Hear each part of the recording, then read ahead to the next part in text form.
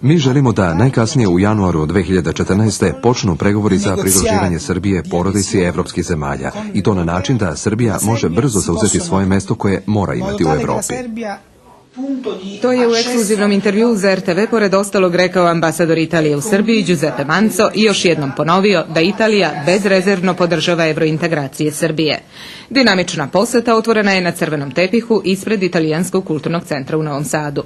Uz srdačan doček od strane 30 Italijana koji žive i rade u Vojvodini, predvođenih prvim predstavnikom italijanske kulture, Paolom Marcuccijem.